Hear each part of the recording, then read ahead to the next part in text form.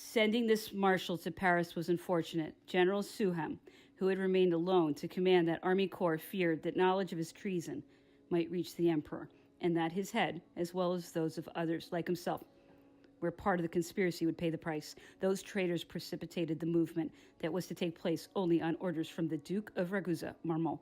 They made the soldiers believe they were marching against the enemy. They left amid cries of Vive l'Empereur, and only discovered in Versailles the treason of their commanders, whom they sought in order to punish them. But these had withdrawn from the furor of the moment. This decision, the result of which was so fatal, might not have made had the marshal remained with his corps.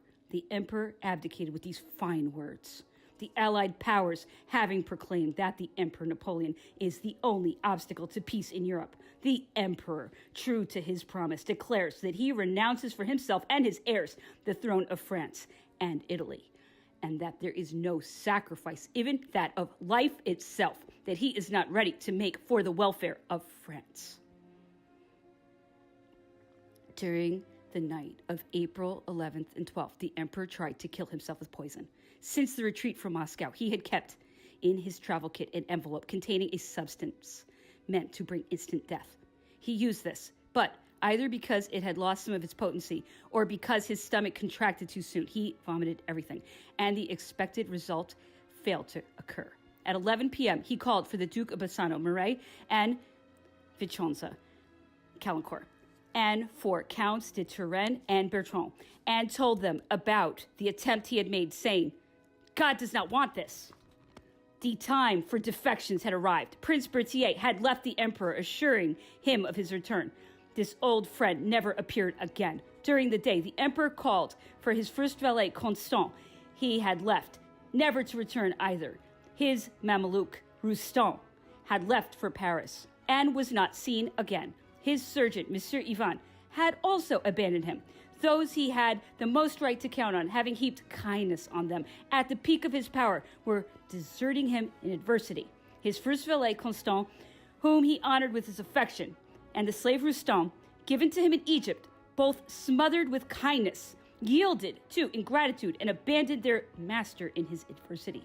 Both were marked in a list Napoleon established before leaving for 50,000 francs out of the 2 million assigned to him by the Fontainebleau Treaty. Next to these cowardly abandonments, it is a pleasure to record acts of devotion.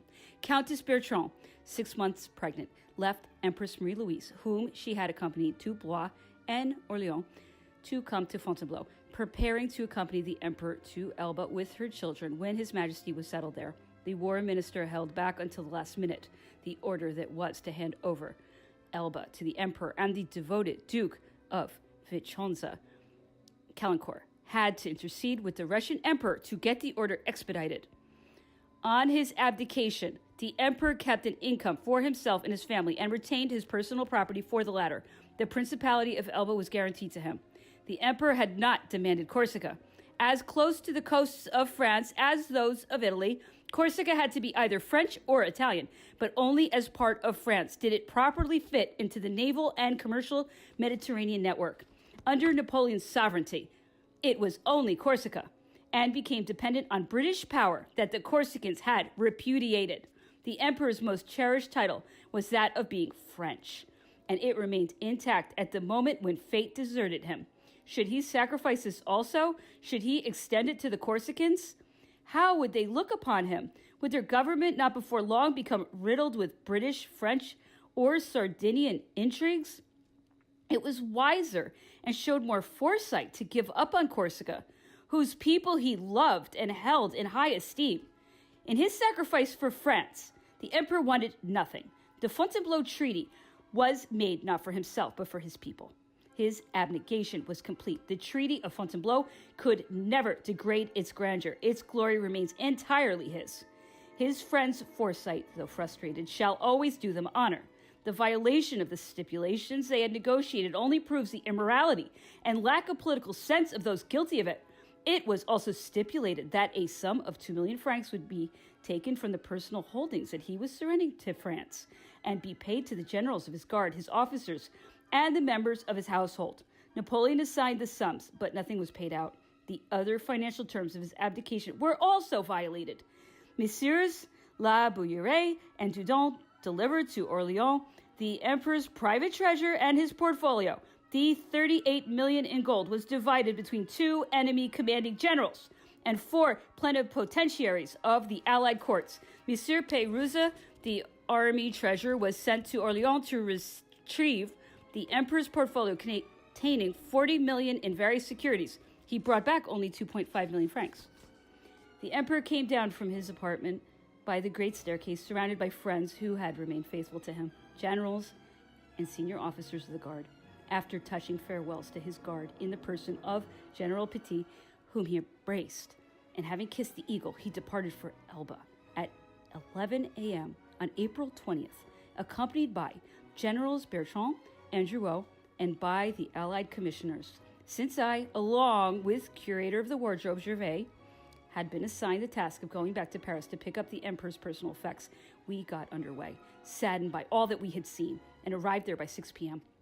Informed that the empress was still at Rambouillet, I left the following morning to go there. I wished to see my mother, who was accompanying the young prince to Vienna. Emperor Alexander was just leaving the empress. The princess was informed that I was going with the emperor, and she expressed her satisfaction to my mother. Countess Montesquieu, when handing me her letter, told me to assure the emperor that she would always take care of his son. I was leaving my mother. When would I see her again? After such great misfortunes, what was to be ours?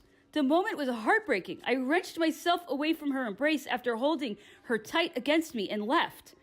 I returned to Paris during the night, and on the 22nd, Gervais and I were on the road to Lyon, hurrying our horses to catch up with the emperor in Fréjus.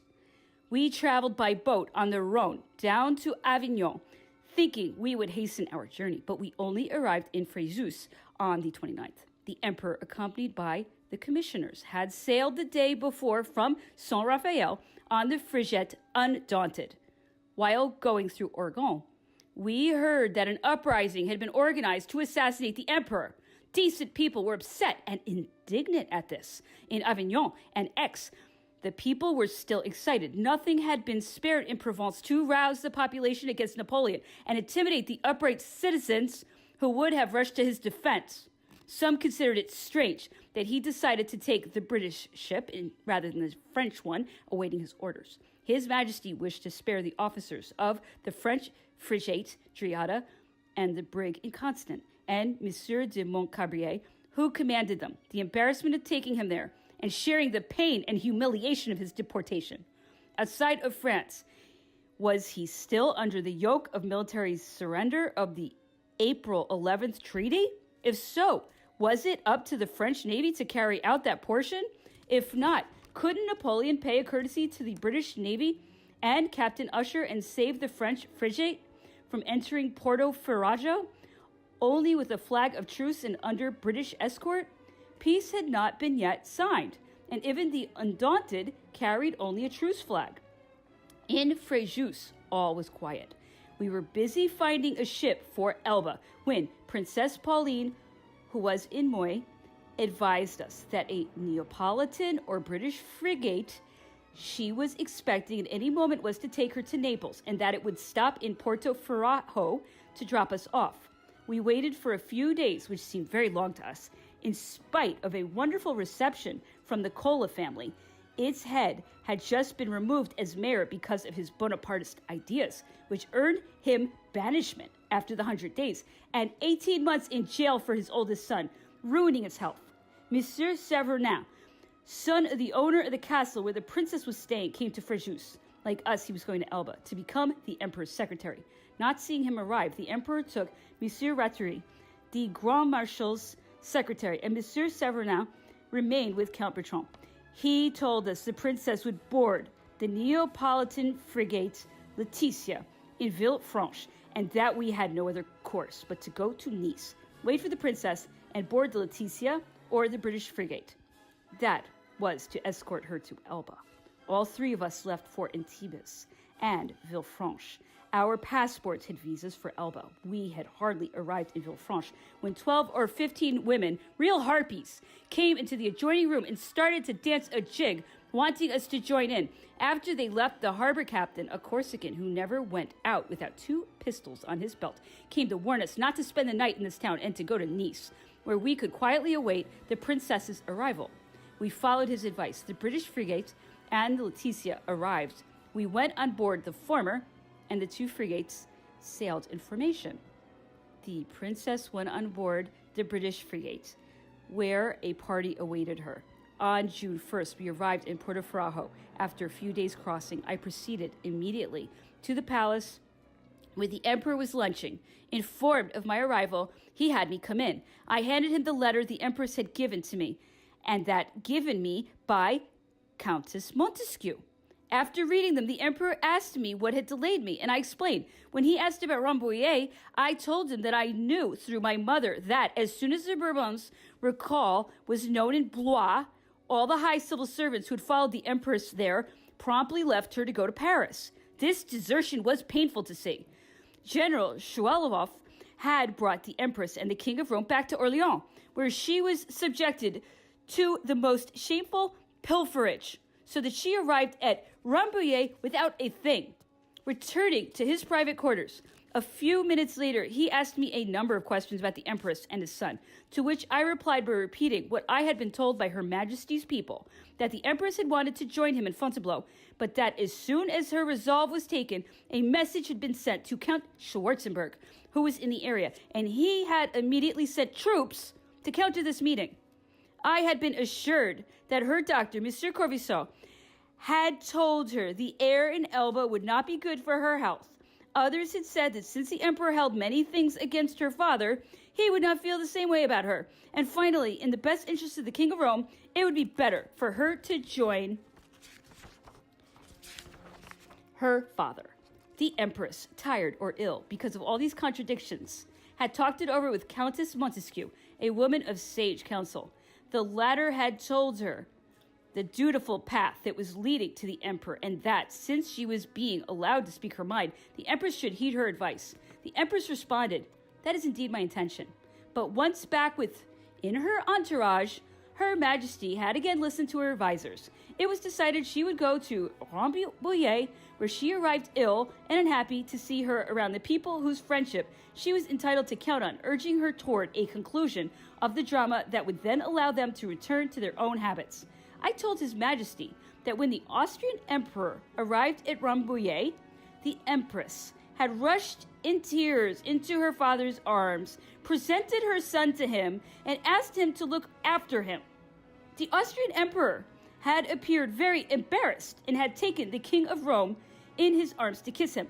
But the prince, on returning home, had told his governess, Madame Cuillot, "Grandpa is not handsome."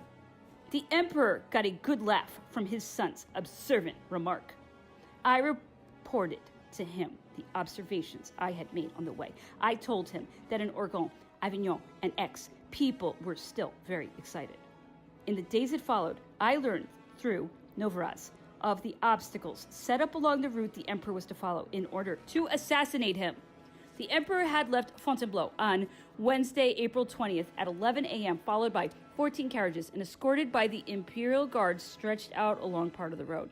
In his carriage were Generals Bertrand and Drouot, sometimes together, sometimes taking turns. He was accompanied by 4 commissioners of the Allied courts, the Russian Count Shulov, the Austrian General Koller, the British Colonel Campbell, and the Prussian Count Waldburg Truchsess, to whom we owe a description of this journey, during which any respect for adversity was totally absent. The emperor slept in the following places: Briare, April 20th, Nevers, April 21st, Rouen, April 22nd. Escort arrangements kept him there for 12 hours. He went through Lyon on the evening of the 23rd and went on to sleep in Piage du Roussillon between Saint-Vallier and Valence. On the 24th, he encountered Marshal Augereau. They got out of their carriages and approached one another. The emperor touched his hat, the marshal his cap, which he kept on. This general seemed very embarrassed. They walked away from the carriages to talk, then parted to proceed, each on his way. The emperor did not know of the indecent proclamation this marshal had made to his army.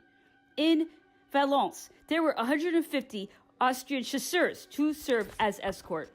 The emperor's first service had arrived in Valence, and were ready to eat, when two gendarmes came on behalf of the marshal to ask the people to leave town. In spite of arguments that they had just stopped to eat and would be leaving immediately thereafter, one of the marshal's aides-de-camp came to force them back into their carriages. Although the meal was on the table, they were obliged to leave, threats having turned to the use of force. The emperor heard about these details only in Valence. When he received a copy of the marshal's proclamation, after reading it, he said, "Still the same man, what a wretch." The Austrian commissioner couldn't help telling the emperor, "Your Majesty has treated with great kindness a man who scarcely deserves it." During the 100 days, Augereau wrote a long letter to the emperor, assuring of his devotion and denying he was ever a traitor. At the same time, he published in Caen a proclamation about Louis XVIII, just as indecent as the one in Valence about the emperor. Well-informed people have assured me that Augereau, once in Lyon, found himself in the theater, surrounded by Austrian officers, and that a voice in the top balcony yelled, "Isn't there another town remaining to be betrayed?" The pit applauded. The Austrian officers stared at one another, and the marshal left. While in Elba, the emperor occasionally spoke of this marshal. He wrote of him that when actually victorious, he was always thought himself on the verge of being beaten, and would call for more troops, claiming that otherwise he couldn't hold on. I would arrive with a few of my staff officers, spread out a map, and show him that his position was excellent. His morale would then be restored, and he would become cocky. He was a good general who had captured many divisions in the Italian campaigns, but a mean man who had been badly brought up, having faults and vices that neither time nor his high position could correct. The emperor slept on the 25th in Montélimar. All along the road, the emperor had received nothing but signs of affection from the population. In Avignon, they had been aroused. In Orgon, the same events occurred. The same assassination plots. A man rushed like a madman to open the carriage door. The emperor's messenger, Noveras, sitting on the seat, pulled out his saber with one hand and a pistol with the other, and paying no attention to the crowd, threatened the first man who dared come near the carriage. The Grand Marshal lowered the window and yelled at him to keep quiet. This brisk action by Noveras and the Grand Marshal's wise recommendation quieted the first rabble movement and allowed time for decent people to get them away from the carriage.